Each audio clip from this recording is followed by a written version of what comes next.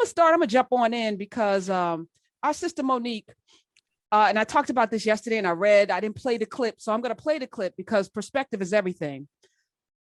Let me just play the clip. The first clip. Hey, my sweet babies.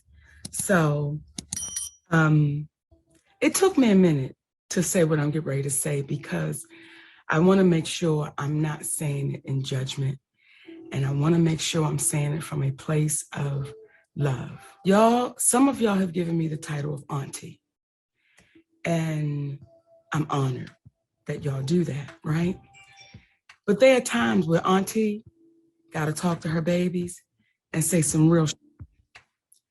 So yesterday, I was in the airport in Atlanta because I'm in Jackson, Mississippi now at Chuckles Comedy Club, right? And we got 3 shows tonight. We got a matinee at 5:30, then we got 7, then we got 10, right? And I'm excited. I always love going to the stage. So when we got to the airport yesterday, I was excited, like, all right, baby, let's go get them in Jackson, Mississippi. And as we began to walk through the airport, I saw so many, actually too many to count and too many for me to tap. But I saw so many of our young sisters in head bonnets, scarves, slippers, pajamas, blankets wrapped around them. And this is how they're showing up to the airport. And I've been seeing it, not just at the airport, I've been seeing it at the store, at the mall. I've been seeing sisters showing up with these bonnets and headscarves and their slippers. And the question that I'm having to you, my sweet babies, when did we lose pride in representing ourselves?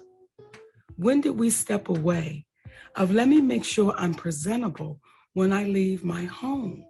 Let me make sure I'm representing the family I created so that if I'm out in the street, I look like I have pride in myself. And I'm not saying no full face of makeup. I'm not saying no full front lace frontal. I'm not saying none of that. All I'm saying is, could you please comb your hair?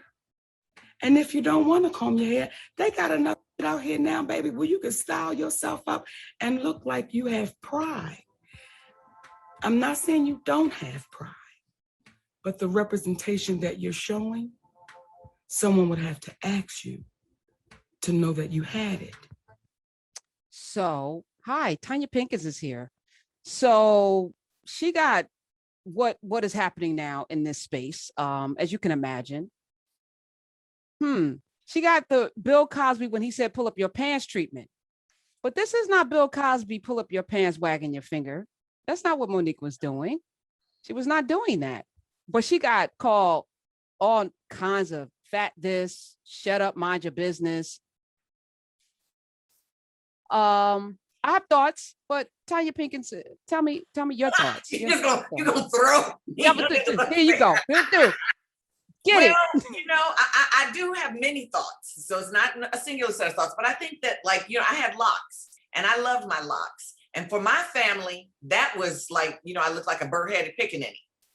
So I think that sometimes, like wearing your pants, sagging around, it's about saying my pride and respect for myself is not about showing it to you. In fact, when I come out of my house, I'm gonna look like it's the going to the garbage, because I save my pride and my self-respect for my people who will recognize it. So I wear one pieces all the time, and they might look like pajamas.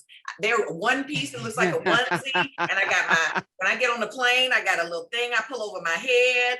So she would be talking about me too. All right. So I'm of both minds, because I grew up in an era where if you didn't have a slip, stockings, proper heels, my mother, my grandmother, if you leaving the house without a slip, like you might as well be a Jezebel or something, and my grandmother would lift up my dress to make sure my panties was clean. Okay, well, so she was extra. But there was a lot of extra family members. And, your hair had to be pressed. I had a standing appointment at Miss Julia's on the corner of Springfield and Grove, right across the street from my grade school. In the 5th grade, I had to walk across on a Friday, get my hair pressed for church. And, sizzled tops of the ears. I hated it. I hated it. The rollers, the uncomfortable rollers. I hated it. I was so glad to be able to go to the barbershop and say, cut it all off.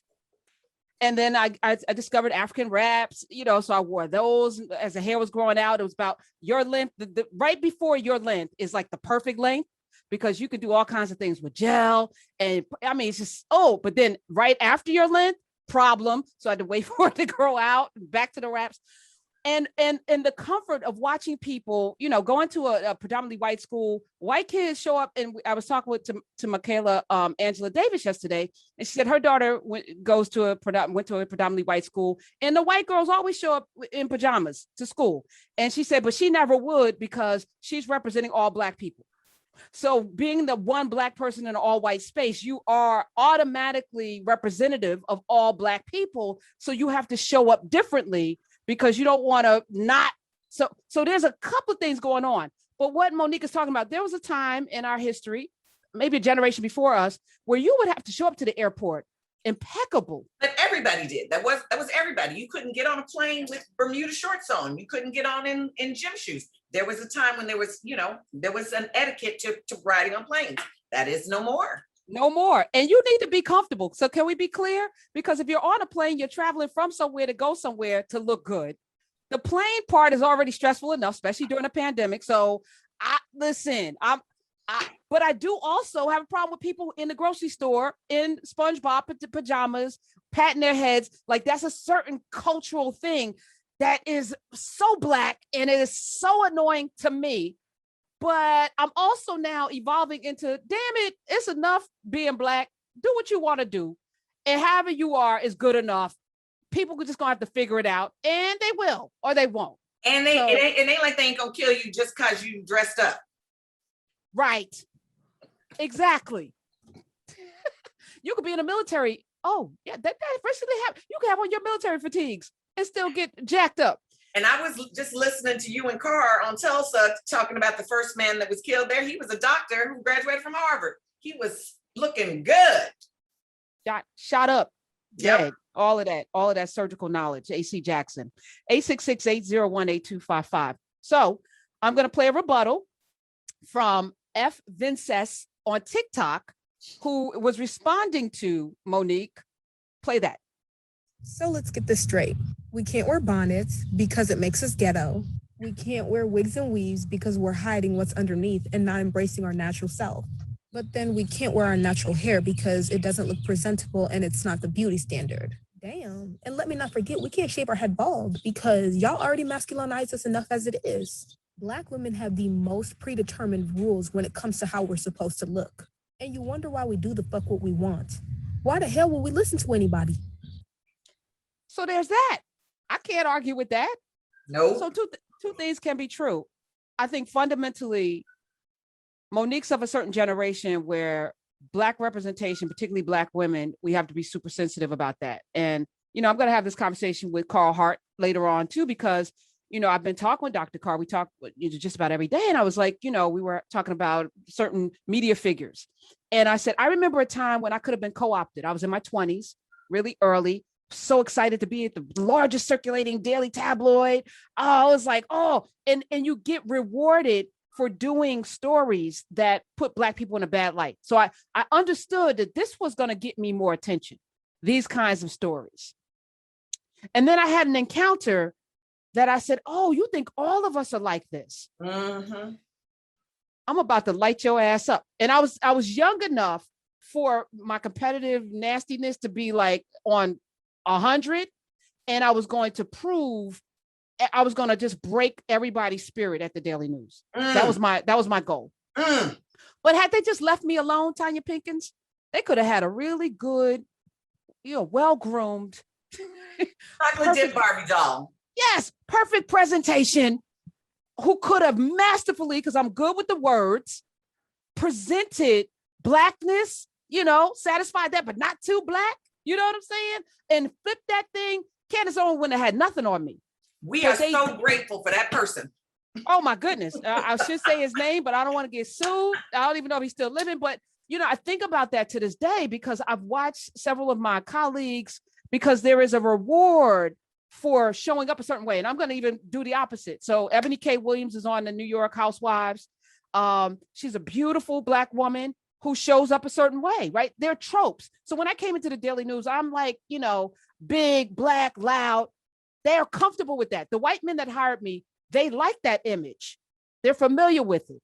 The Black women in my department, you know, who were secretaries, whatever, they were like mama type figures. You know what I'm saying? Yes. Then you have, you know, the Ebony K. Williams, who are beautiful, who also satisfy a certain thing, but she's going to flip it because she's coming with the law degree and I'm smart. So you may be looking at me, but you don't see me. And that's the whole point. They don't see us. So however we show up, you're not seeing us anyway, not really. So why put forth the effort? Well, Monique is saying you're not doing it for anybody.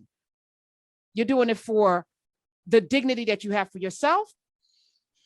I don't know. I mean, so let's sit with that for a minute.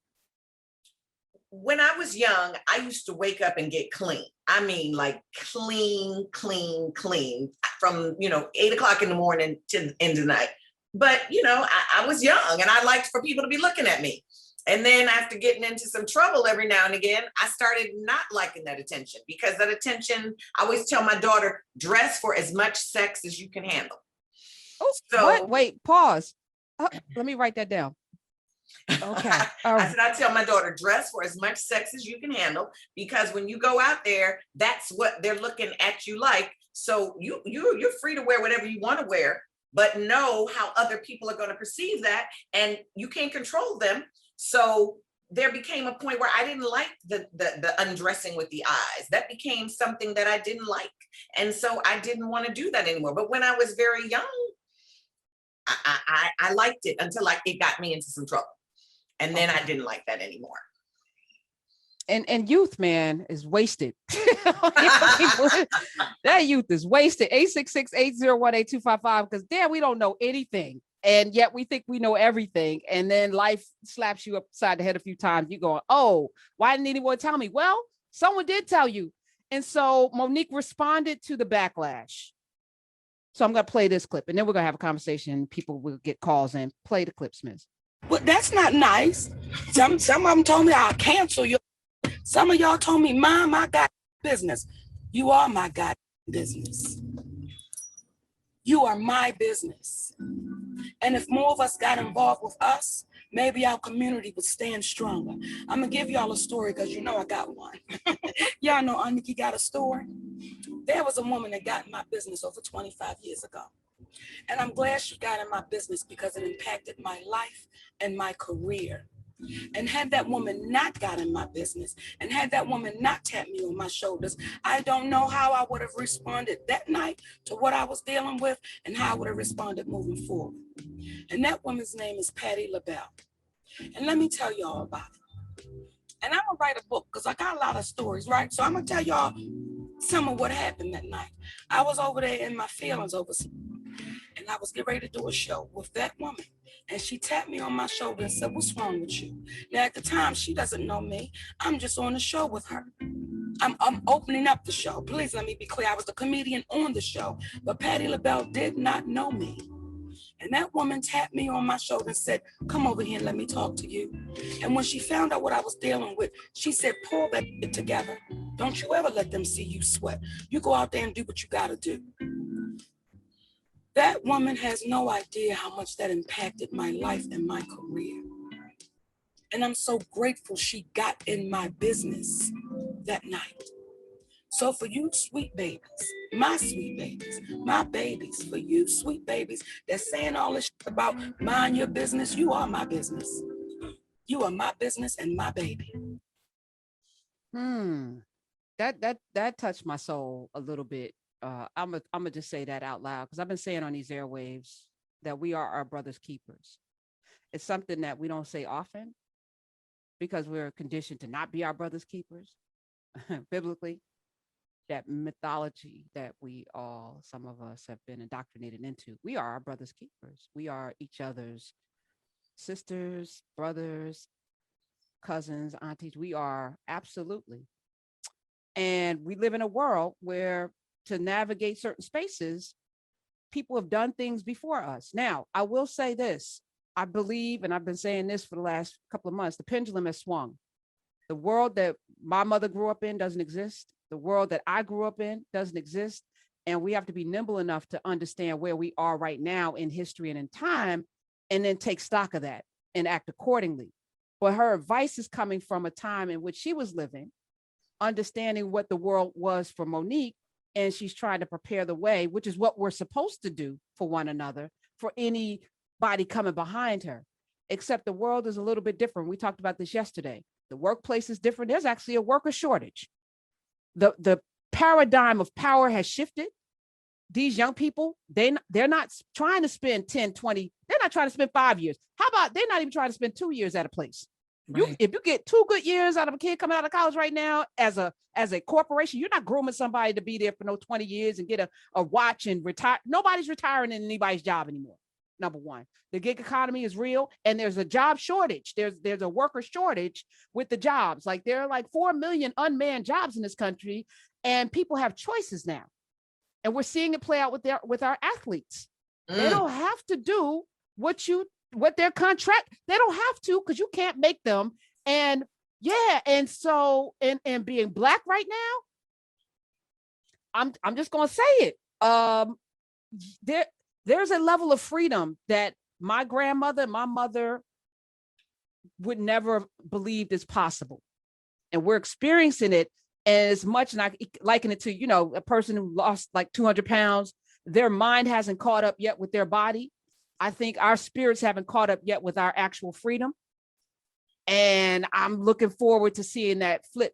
I love what Monique is saying. I'm not sure if this is the advice for the world that we're currently living in, but please tell me.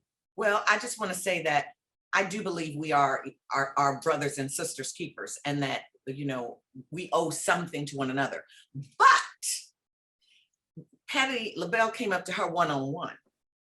And when you start speaking it out into the world, you are actually playing into the idea of what people are saying about us. And so you're not serving any one of us. You are shaming us in the world of the people who are judging us in the first place.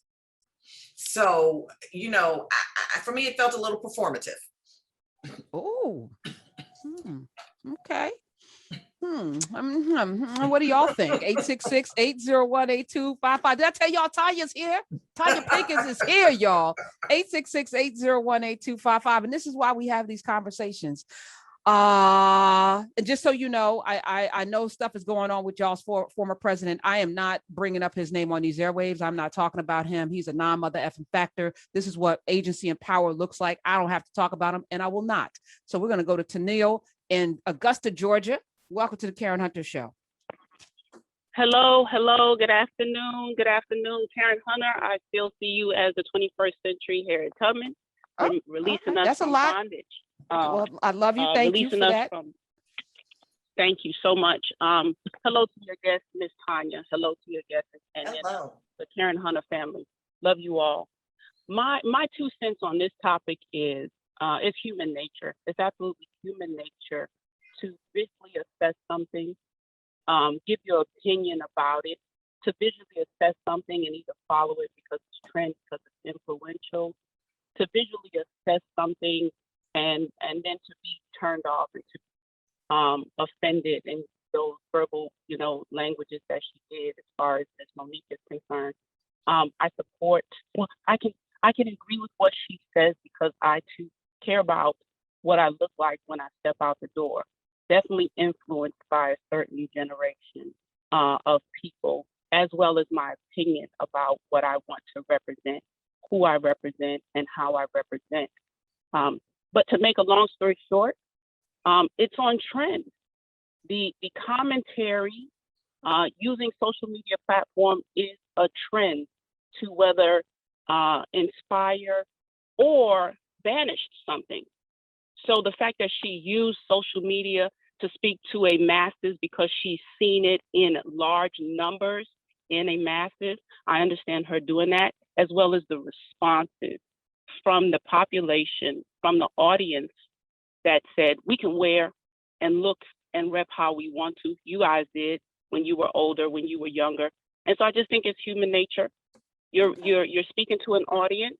when you wear something, when you represent yourself a certain way. And then Monique was speaking to a certain audience, whether it's I'm my sisters and brothers keepers, whether she felt like she needed to school, but she had to expect a response on that same scale. So that's my 2 cents. Well, we receive it. We receive it, put it in the bank. We're going to gather up all of the 2 cents and hopefully buy some more people free. Let me say this one thing I used to do as a young woman. Whenever I was going to have a date, I would show up at the door not ready. I showed up not looking all beat. That was my thing.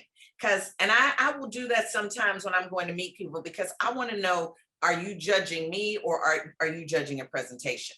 And I like to know that a person that I want to have a relationship with treats all people with humanity. So I will say that I always did it with dates. Like I showed up, in my pajamas, and now you're going to have to wait for me to go and get dressed up, because I wanted to see, could you handle that? You are so interesting. Tanya Pinkins is here, 866-801-8255. I mean, to think that way through it, what that requires. Well, I wanted real people, and it's so I get it, but show up as your representative, and I can't be my representative all the time. Yeah, but to have that agency and the wherewithal, man, I'm just now getting into that space in my head. I got work to do. Brian in New York, welcome. Brian. Hello. Yeah. Hi. I'm here. Yeah, that's my family guy. Hello, I'm here. Yeah. All right, there you go. All right. How you doing, Karen? My first time calling into the show. And yes, first time calling, and I had to jump in on this one today. I work at the airport as an airport employee. And one of the things that drives me crazy of my sisters is seeing them coming through that airport with them daggone bonnets on and them furry slippers, looking like Okay, let me ask you, Brian, how old are you?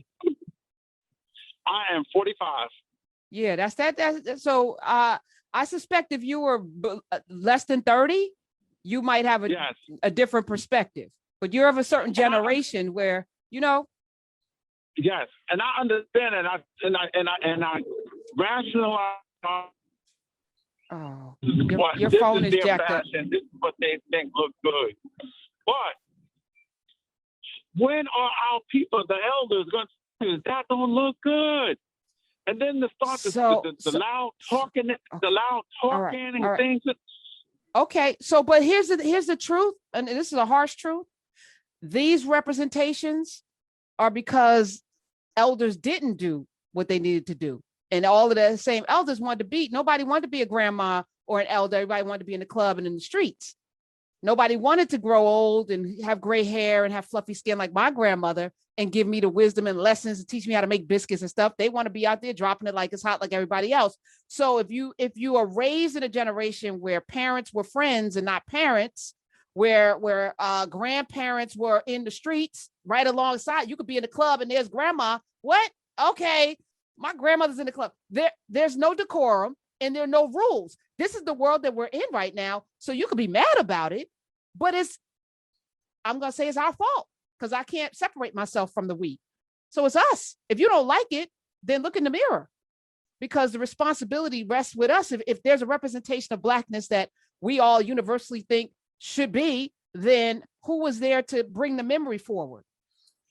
I don't want a representation of Blackness that we all should be. No, that can't be. Okay, all right, then that's even better. School me, Tanya. Me, Tanya Pinkins. What should we be doing? Well, I just feel like I'm always learning from the next generation. I mean, when I meet young people now, I'm like, it's your world.